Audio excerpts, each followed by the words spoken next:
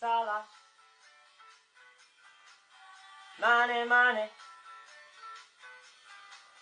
Porto Firmino. And we sold Coutinho. But that don't matter at all, actually, because we've got Salah. Mane, do. And Bobby Firmino. But we sold Coutinho. Back. This is the LFCtribe with podcast number 3. Hope you enjoy it and thanks for listening. So welcome back to the LFCtribe. This is the third podcast now. The first time we've got back-to-back weeks. So thankfully this week we've beaten Manchester City 4-3. We're just going to go straight in there. And Jordan, we'll start with your review of the match. What did you think? Well, I think the start of the build up for the match, it is and was going to be the biggest match of our season. By far, City are the best team in the league. So we all were expecting a very hard test. In general thought we were going to get beat. Didn't want to get embarrassed.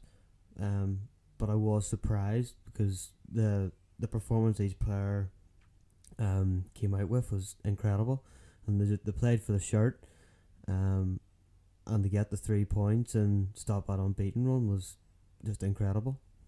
Yeah, have to agree. I thought even players like Emre Can, who are linked with moves away from the club and all, you couldn't fault any of their performances.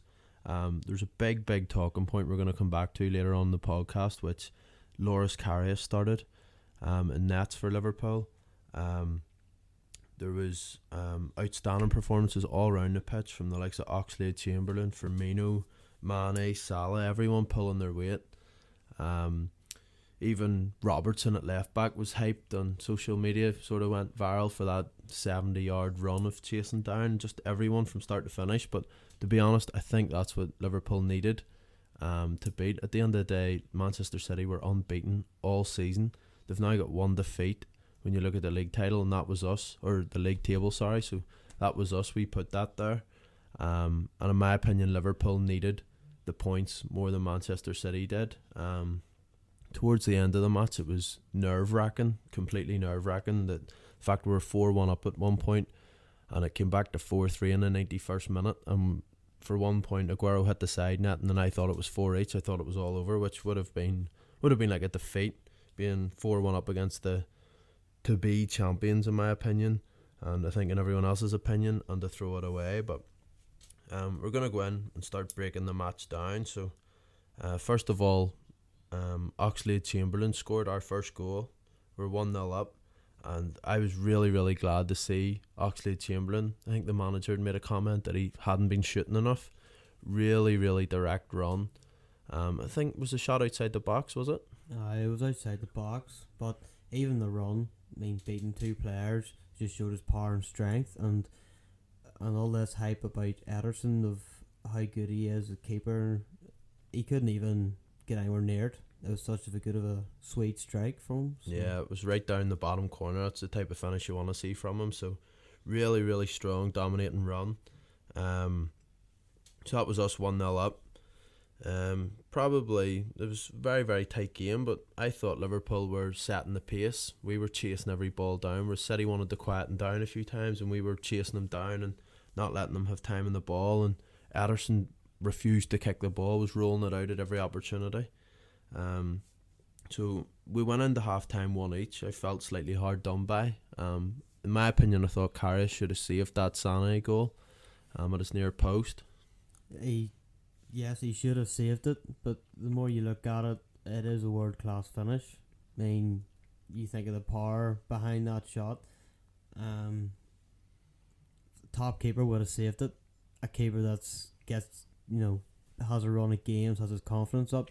He got thrown in there for probably the biggest game of the season, and obviously you're going to be nervous, and mistakes happen.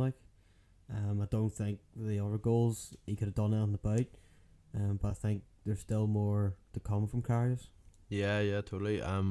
remind me, and we'll come back to Karius later on because I think that's a really big talking point this week. But we'll move on. So half time one each. We're one each with Manchester City. So second half, I thought we came out all guns blazing.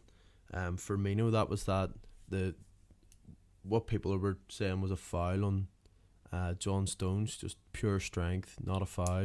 What was pure strength? And the chip, the finish, what was that like? That was beautiful, absolutely delightful. It sort of reminded me, and you've seen clips all over social media of Robbie Fowler. It's basically identical to goal. Yeah, I was going mad at the TV. I thought it was a brilliant goal, and he never even celebrated straight away. He sort of watched it like bounce and bounce and bounce. It bounced off the inside post, and then he just shirt off. Gonna bounce off the inside the post and come back out, but no, it. What a finish. When you watch the goal back, it was nerve-wracking. It was like slow motion going in, but when you were watching it live, but now you watch the goal back, it was, what a goal. But I mean, when you actually think of it, you pull off that type of finish in front of thousands of people, you must have some balls. I know, definitely. I think there was even a photo went up on their Instagram account yesterday of Roberto Firmino with his shirt off, just shirts clean off. But moving on, Mane was the next goal, which watching it live I thought, fuck, why didn't he pass that to Oxlade-Chamberlain? Was steaming in through the middle, and he had brought the defender out. Instead of just slipping him, he hit it with the outside of his left boot right into the top corner. But weak foot as well. Exactly, just what a finish. He done that. Was it against Burnley? Was it? Yes, it was. He done the exact same. Just from the edge of the box, yeah. So what a finish, but it was the type of thing where I was relieved that it went in, but it's the type of goal where I nearly would have preferred him to pass it because he could try the exact same thing next week and miss it. Whereas, like, if you look back, if he would have missed that, it would have been 3 each. Sure, even moments before that, he hit the post. No, we took a flipping 5 or 10 minute spell where we were all over them. They couldn't get near us. So that was 3-1 at that stage, and then Ederson, supposedly the best keeper in the league, or second best goalkeeper, whatever way you look at it. He made a balls. Yeah, threw that out there. I'll say it was on his weak foot, but usually if you are going to clear it, it's going to be up the byline, or not the byline, up the line. Sorry. But it was just, well, for our luck, it fell to Salah, but even that, once he hit it, he turned celebrated. He didn't even watch it go in. That just shows the confidence that player's living off. I'm not actually, was it Chamberlain? That there was 2 of our players were sort of storming in after it as if they hit it, and Salah just took pure like dominance, saying like, that is my ball. It was nearly like, if it was Oxlade-Chamberlain, it was nearly, when I looked at it, I was like, right, that's his ball, and then Salah just took it. It was just Salah's chance as such, which shows, as you said, it shows the confidence, it shows the dominance that he knows he can score. So that was good to see. A 4-1, I thought, game over, and then just typical Liverpool, started sitting back a wee bit and not chasing down as much, and letting the pressure come on to us. And with when we don't have our £75 million defender on the pitch, you're sort of wondering, these guys are just going to cut through us, and in fairness they did in the last sort of 10 minutes. We scored. Again, I don't think Karius could have done anything about them. Both of them were inside the box. They were like a scramble in the net, weren't they? Yeah, which, these goals sort of happen. It's just part of football, in my opinion, but it was more game management from us. It was, you seen the success where we're getting, chasing down every single ball and pushing, and then not that we stopped that, but we laid that back. Fair enough, you couldn't hold that for 90 minutes, but you could notice such a difference in the performance. We sort of sat back a wee bit and invited a wee bit more pressure, which obviously nearly cost us. But see, what I didn't understand was when they scored the second goal, why did we not, when we had the ball, just take it in the corner, waste time? That's the game management Liverpool really, really lack. We've seen that before a couple of times this year with Sevilla, Champions League, 3-1 up, threw it away. Game management, just hold the ball in the corner. We were nearly rushing to get the ball back. We wanted to score again to prove that, we needed to win by 2 or 3 goals. You don't. You just need to win. Win by the 1 goal, win by the 2, but just manage it. Don't throw it away. So that was that was probably the most concerning point out of the Man City match. But said Silva, we held on to the 84th minute, and Bernardo Silva came off the bench and scored. And Gundogan in the 91st minute. And so as soon as that went in, I was like, oh, flip, one more goal and we're losing points here. And then last, I don't even know what minute it was, I was on my knees on the floor. Milner with a stupid foul. It was like 94th, 95th minute, and Aguero hit the side netting with a header, and I was peeking through my fingers, and I thought goal, and I was like, that's us beat, but thankfully not. So going back to the Loris Karius and Simon Mignolet situation, what's your thoughts on this week's news? But being completely honest, I think Mignolet has had his chances. He's been at so many years at the club, and he's a number 1 goalkeeper. And yes, he goes through spells where like some of the saves he comes off with are just unbelievable, but there's just always a mistake in him. I mean, when he comes out for corners, he comes out to try and grab it or punch it, he flaps at it. Yeah, and big then time. That puts us back under pressure and we can't get the ball cleared. I think Karius, he's still a young keeper. There's still definitely more to be seen of him.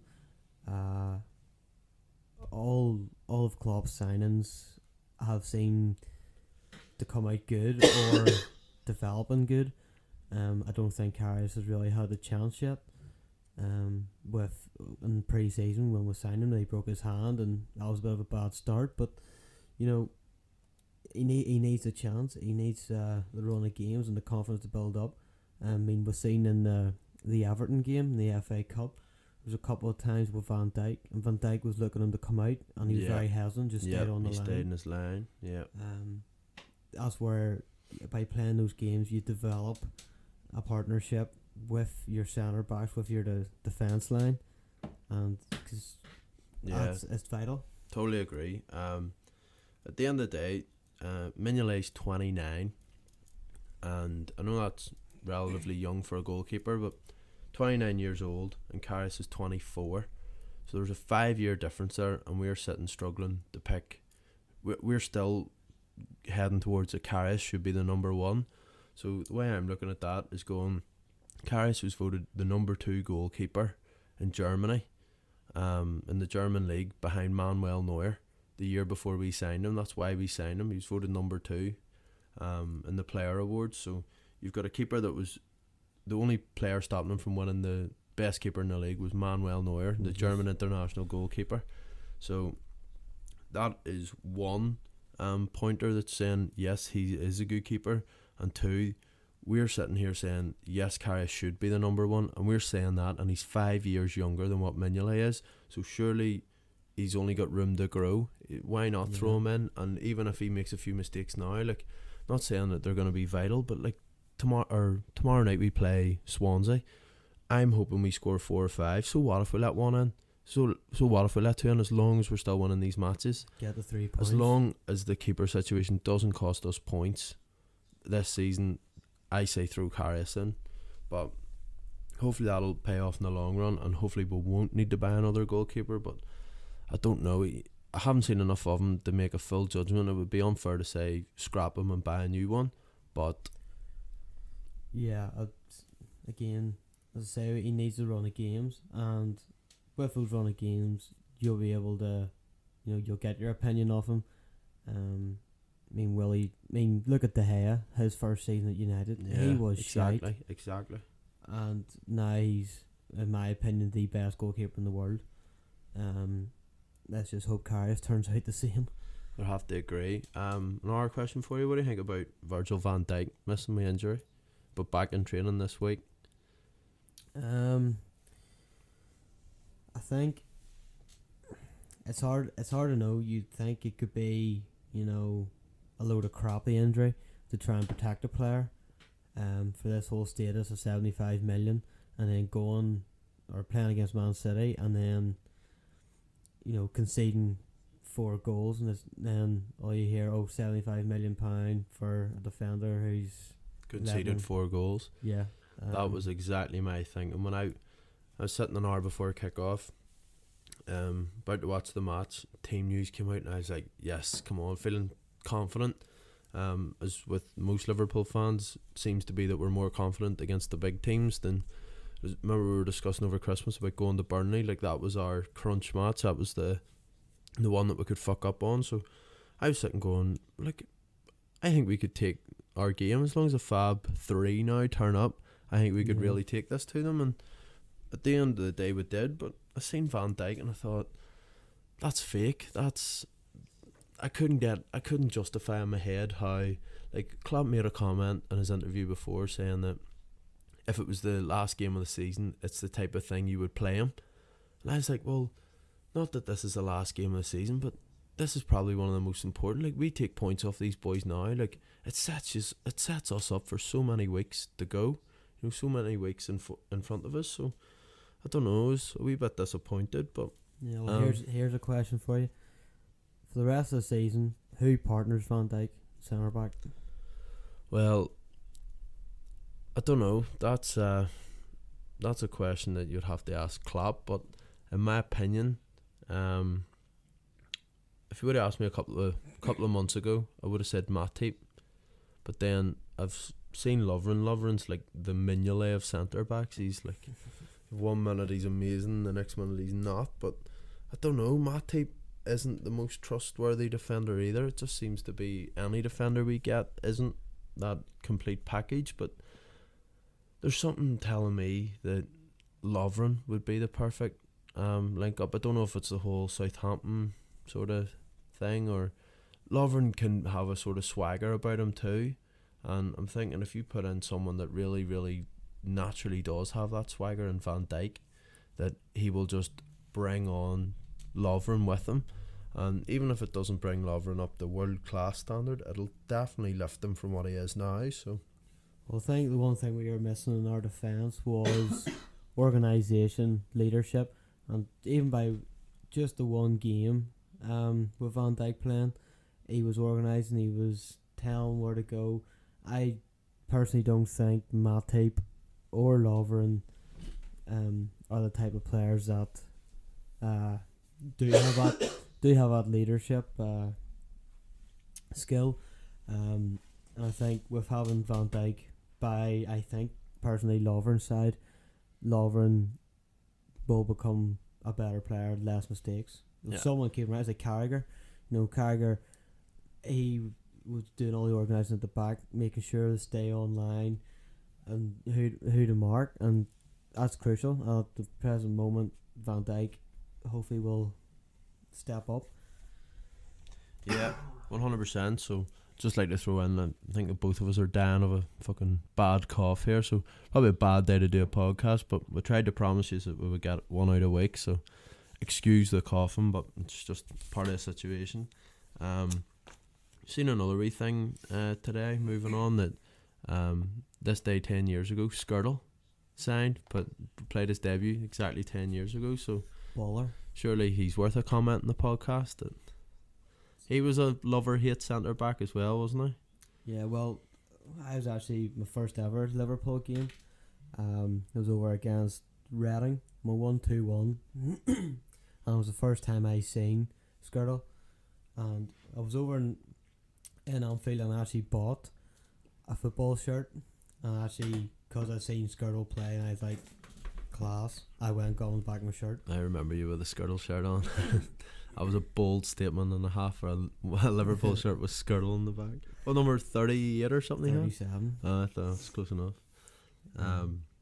Yeah, I just thought he was worth a mention 10 years ago. See, Skirtle and Daniel Agger. I know. That was a partnership. Just both of them are just machines. I know. Seeing also going back to 10 years ago, or old links or whatever, that Pepe Reina was linked with a swap deal with Mignolet for him to go to Napoli. Seen that talked about in the Echo. I'll bring that back 100%. I know, that's Pepe Reina was one where again, like one day he was the best player ever, and the next day he wasn't. And now looking back, he was like one of the best goalkeepers we've had in years, and you would bite your arm off to have him back. By far. Like I would have him. Yes, his age, but I would have him in our squad over Mignolet every single day of the week. Like, and even his distribution of his throws and his kicking was unbelievable. And you think about it, the pace and stuff on our team of how good that would be for a counter attack is incredible. If it ever happened, and that's what we lack. But I think Karius, he seems to he would throw the ball out quicker. I thought Mignolet sort of faffed about a bit, which I think his time's up at Liverpool, to be perfectly honest.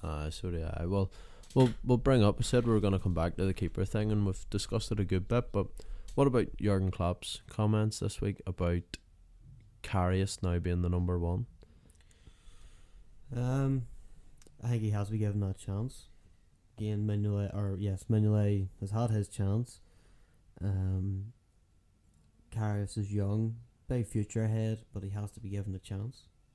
And I honestly think he's the way to go. I mean, you've brought in Van Dijk, who's comfortable on the ball and has that is a leadership figure. So why not? What's stopping us? What's stopping Karius to improve? The only way he's going to improve is with a run of games. Yeah. Do you think it was the right thing to do for Klopp to announce that halfway through a season? I think on a social view, it looks bad the way he's chopping and changing of who he is as number one keeper. At the start of the season, it was Mignolet, and now it's Karius. Maybe it was his plan to, first half of the season it was Mignolet, and when it comes to Christmas time, we'll swap it for Karius and see, compare them, and then in the summer either you get a keeper or whoever played better out of the two, you stick for the next season. As we're discussing, we're not really sure who the best goalkeeper is overall, but the way we can't decide, I don't think Klopp has decided either. You can't just change goalkeeper like that without not being 100% sure. If he was 100% sure, even if there was bad games, he would stick with whatever keeper. But I think he's just got a bit fed up, and I think he's looking, as you say, more to the long run. Like, it's down to age, isn't it? Karius has room to improve, and I don't think Mignolet has that. But I really feel sorry for Danny Ward, because he's just sitting in the background, and it's a waste of a season, really. He was probably one of the best goalkeepers in the Championship, last year. Like, if we would have sold him to Huddersfield 2 years ago, instead of going on loan, he would have got promoted with Huddersfield from the Championship into the Premier League, and he was starting, so he would have been a starting Premier League goalkeeper this year. Like, have we fucked him over? I ruined his career. Yeah. But does that mean he moves into, if we sell Mignolet, does he become number one or two? Number two. No. And in the same situation, Karius or Ward. Well, we'll move on to what do you think the starting lineup should be if we're playing Swansea. We're recording this on Sunday, so tomorrow night we're playing Swansea away. We demolished them at home over the Christmas period, which I think was the easiest match over the Christmas period with Burnley and Leicester and stuff like that. So I don't think it'll be as easy as what we've done them at Anfield. One, we're away, and two, they've seen what we're at. And there's been a few wee things in the echo and stuff this week of them hinting of they've found a so-called method to stop us and to stop the Salah and Mane's, and so it'll be interesting to see what they've got up their sleeve. But I don't see it being probably mind games. I don't see it being a 4 or 5-0 job. It could well be, but it won't be an easy 4 or 5. I don't see Swansea lying down, but as long as it's not a, what would you say, a fuck up, or we end up getting beat by don't even go there. I know, by a scrappy goal and we can't score one of those games. I know. What do you think? Do you want to go ahead with your starting 11? Yeah, well, obviously we know that Karius is starting, so I'll just go for Karius. Right back will be Gomez. Centre back, I think he'll stick with Matip, even though I would prefer Lovren. The partner Van Dijk. left back, I know Moreno's back in training, but I think Robertson's no one can take that spot away from him at the minute.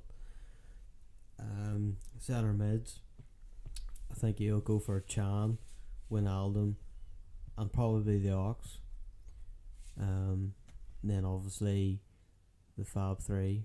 We're gonna need to get a new name for that. I know. Mane, Firmino, and Salah. So hopefully they're still firing all four cylinders and get the job done. What's your predicted? Well, again, we're going on the assumption that Karius is starting. So normally I would be a fanboy of Gomez, but for the first time, I know we're playing the best team in the league, but for the first time on Sunday there, I really thought he got sold for the goal that made it 1-1, Sané's goal. Yeah. He chested it down, and Gomez, it wouldn't have mattered, he could have just kept, he was running the complete opposite way, came out, Sané chested it down straight past him. Gomez, for all he wanted, could have ran straight into the changing rooms. He would have been as much use. I thought he was at fault for that Sané goal. Bit of proper defending, standing off and shielding your man would have maybe not saved the goal, but it would have fucking made a bit of a difference to what he done. Yeah. So for that purpose, I'm going to go Trent right back. I know it's a bit of a bold one, but I rate the wee man I think he's outstanding. So Trent in at right back. Gonna go with Lovren, and I have a funny feeling he's gonna play Lovren and Matip together. So I don't think he can leave Van Dijk out of the biggest game of the season and then throw him in against a nothing game the next week. I don't think he can do that. So I'm gonna say that Klopp is gonna play Lovren and Matip, but my team is gonna be Lovren and Virgil van Dijk. So going on then the left back, I would agree with you that Robertson's going to play. That whole big 70-yard run thing, as much as it was wasted effort as such, it was just the pure desire of the wee man. So he's going in there. I know Moreno's back, but I agree with you, Robertson in. Chan was for me one of the best players in the pitch, him and Oxlade-Chamberlain against City, so the two of them. What do you think about Wijnaldum playing away from home? Yeah, I know there's always that thing about he never scores, away. I think he does dictate the flow of the passing. I think he's very, his passing's just left, right. He would never really adventure with it much. But you have to consider Lallana's now back. True, yeah. So I would say it's probably between them two. I think there's a good chance that you will start Lallana over Wijnaldum. Do you know the situation with Henderson? He's back in full training. So will he be up for selection then, or do you reckon another week or two? I say another week. Right. Unless he gets an ACL. So I'll go with Wijnaldum, Chan, and Oxlade-Chamberlain then, just the same three. I think the performance was too good to drop some of them. Wijnaldum was the worst out of the three in my opinion, but I'd say I'll go with the same three. I know Klopp's all about rotation and all, but we'll go with the same three, and then the front three's unchangeable unless he could do a silly Solanke or something up front, but Firmino and all is just there's no words for them. They're on fire at the minute. Like Firmino to me is the most underrated striker in the Premier League. Like a lot of people wouldn't put him in the same boat as Aguero's and Lacazette's and all the big name strikers, but I think he's right up in there. Like for what he's doing for us, he's not even just the Premier League, Europe. The Champions League. He's up there. Like there's not much. I still think the Premier League's the best league in the world. Like, but when you look over in Barcelona and stuff, Suarez. Don't know if Suarez is still as hot as previous seasons. I think he's off the ball a wee bit, but I think Firmino for his effort, and he's really starting to get a wee bit of swagger about him. Like I think, see when you see his flipping ridiculous clothes and all he wears, his fashion sense and all, hairstyles. Yeah, you nearly think that the more bold he gets, like the more confident he is. So to me, he's starting to get that wee swagger. Like on Saturday or Sunday, whenever the match was, when he scored against City.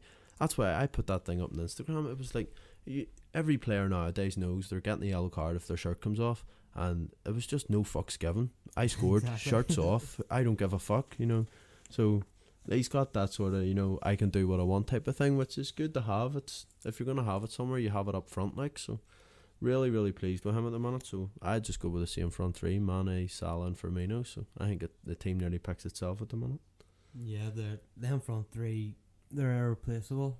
And it did show, for being honest, that Coutinho, we didn't really need him like against City, which is a good thing. Yeah, big time, yeah. We'll go in. There's a few comments in here. We've been asking there in the last couple of weeks for your guys' feedback, or not feedback as such, but questions for a Q&A segment. So we're going to go in with a Q&A here.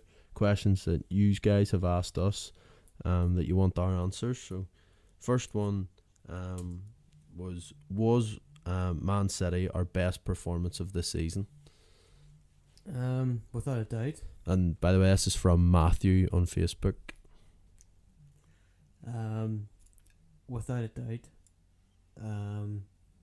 I think that performance was real gut. The press for the whole 90 minutes, and even defending, against the top team in the league, they defended. They wore their heart on their sleeve. They're fantastic. I know we conceded, but that game we deserved to win, and even Pep and all congratulated us for Seen that, yep. for coming out and playing. Even Kevin De Bruyne even says well done, because you wouldn't like to say that we're the only teams that really properly challenged them. Like, Sure, he supports us. I sign him up. Big time. So yeah, thanks for the comment. There's two more here we need to get through. Michael asks, do we need to replace Coutinho? I would go straight in and say, in this window, no. I would rather get a long-term replacement and the right replacement, rather than just rush in, we have 140 million and panic buy. So if you're talking about this window, I would say no. What do you think? I think no, because I think if any player you go for in this window, they're going to be double the price, because you've just been given 140 million. So if you go for a player which the value is say 30 million, they're going to look 60 million. Big time, yeah.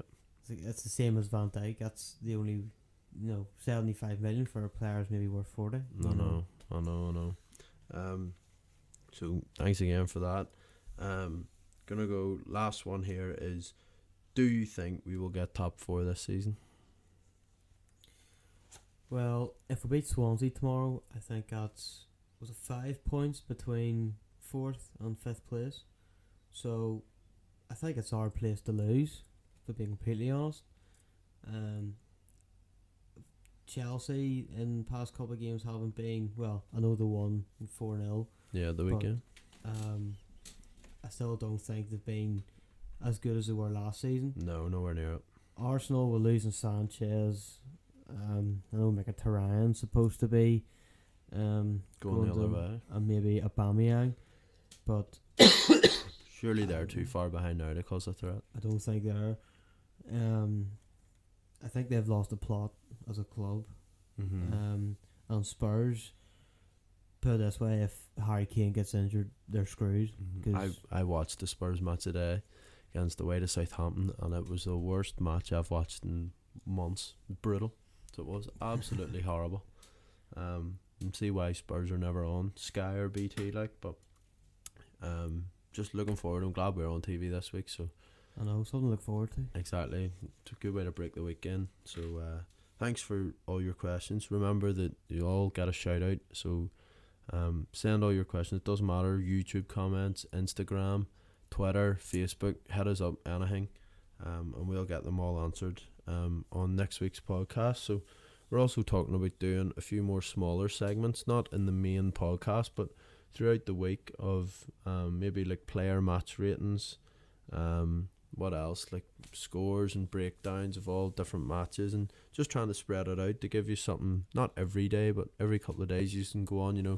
You know that Sunday's going to be podcast day, and maybe a Wednesday we'll have like player ratings, or even during the January transfer window, transfer speculation or rumours or whatever. So let us know about that as well if you'd be interested in us producing a wee bit more for you. So obviously we'd like to know that you are enjoying it. For us, it's a lot of time and effort goes into doing it. So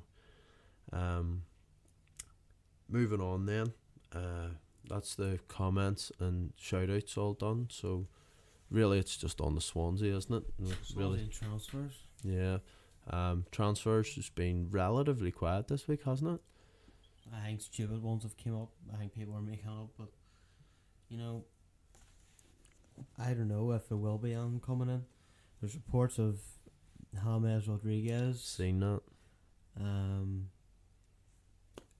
Tony Cruz, that wants to play under Klopp, which I would not take Cruz whatsoever because he's so slow, and we have a pacey team, so what's the point? He's a world class player, but suppose you could argue that the whole German link's there, but I think that's just press speculation in my opinion. The thing is about James, I think James under Klopp could be a real, like James Rodriguez is a different player, I thought, for Colombia than he has been for his clubs. He sort of had a real sort of up and down club career, but he's always had all these crazy transfers, and he's always been worth a lot of money. But I see a lot of potential in that player. Like I remember watching him. I think it was in the World Cup for Colombia. That's the only thing I've seen him play is World Cup. He's been shite anywhere else. He was absolutely powerful. He's like Colombia were like relying on him. So, like you've seen what Klopp's done for other players, and as soon as I seen that link, it wasn't something I dreamt up my own head, and seen the link, and I thought, you know what, I would take him. I really would take him. Like when you seen what we signed Coutinho for, I had never heard of the guy before. So if I know that wasn't all Klopp, there's a lot of natural talent there, but you've seen how much players have come on under Klopp, and I'm sitting thinking James Rodriguez is really young. Get him in under Klopp and give him it. Like just give him everything, and I think he would be the ideal if there is a so-called Coutinho replacement. In my opinion, he could go on to be bigger and better than what Coutinho ever was for us, in my opinion. But I don't know, it's at this stage it's all transfer speculation, but we'll soon see. Seeing there's maybe some outgoings, Sturridge to Inter Milan. Yep. Good move or bad move? Well, Sturridge, he has a wee sort of soft spot in my heart. Obviously there's a lot of goals and stuff there for Liverpool, and you have to give him respect for that. He's just not any player can go and do that. I think Sturridge was lucky that he got tied up in the Suarez and Sterling, the SAS. I think he got pulled along a lot by that. But I don't think he's good enough for us at the minute, and I don't see him breaking in anywhere. I'm sort of always shy, or I would rather see Solanke or someone like this getting a chance. Sturridge has had his chance and he's shown to fall through a wee bit. He's not saying he's not a good player, but he's not good enough for us, so let him go on and finish his career somewhere where hopefully he can be better as such. I think Sturridge is something, he is a real prolific striker. Yeah, the finishing he comes off with, and I know the guy, you wouldn't say that Firmino is the best at finishing. There's a lot of chances like he misses. I mean, Sturridge, he does score them, but it's just injury prone, and I know injuries are shocking, just like injury after injury after injury, and then also the fact that like I think he's very confidence based. He's the type of player, he's very forward. Now you see him doing me things on LFC TV and stuff. He's very, very forward and very confident, and he seems to be like the Joker of the changing room. To me, a player like that isn't in the starting 11 sort of loses his vibe and loses his, you know what I mean? He nearly needs to be one of the top players to be getting on like that. So I think he's better off going. Liverpool are talking about wanting 25 million if they can get that, which I doubt they will, but 20 million, let him go. Just As I long think as it's not another Premier League club. Yeah, I would agree. It's good for both parties. For Liverpool getting a wee bit more money in, which we don't really need. But let the player go. He's done the club good. Let him go and hopefully progress his career a wee bit. As you say, outside the Premier League. So, what else is there then? There was Loan Watch. Well, I think you've got all the details of that. I seen Woodburn was talked about going to where was it? Sunderland. Sunderland, and it collapsed. I think Klopp pulled the plug on it. They were looking. Well, I think he's going to be teaming up with his ex-Wales manager. Yep. Chris Coleman. Yep, that's right. But I think with like Coutinho going, Ben Woodburn, what would you say? He's a younger version. Ojo seems to be impressing at Fulham. Yep. Again, I would like to see him in our first team in the future.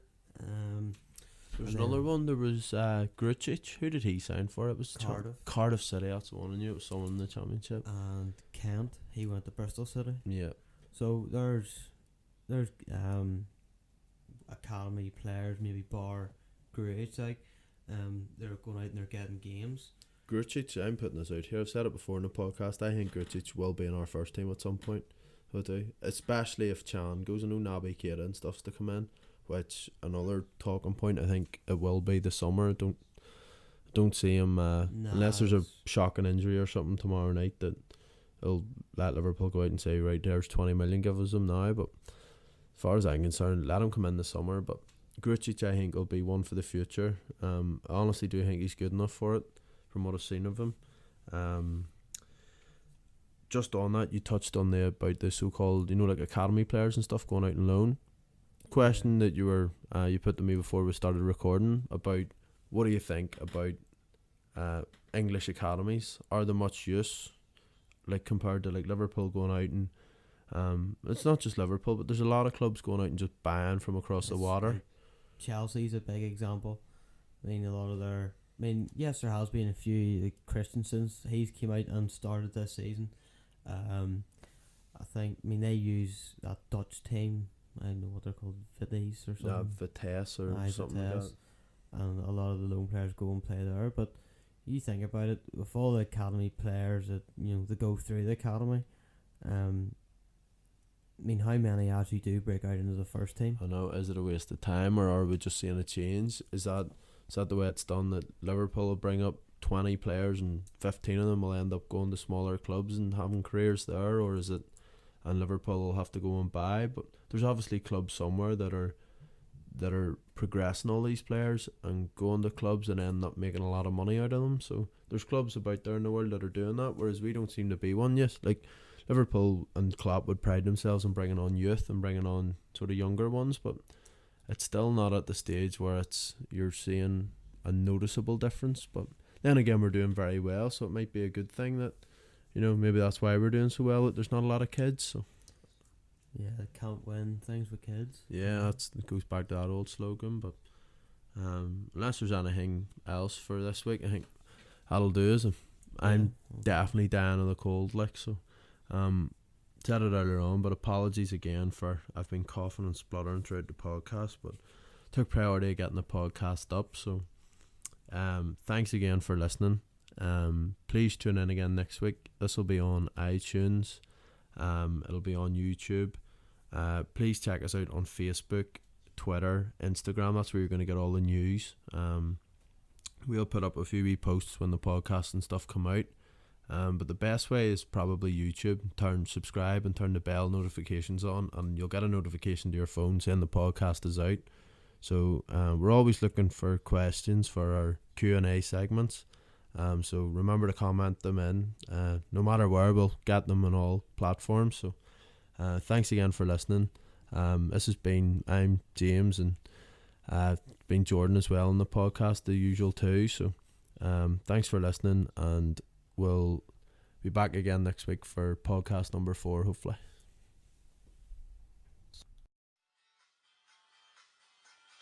Salah, Mane, what Porto for me, no? and we sold Coutinho. But that don't matter at all actually, because we've got Salah. Aha, Mane, do, and Bobby Firmino. But we sold Coutinho.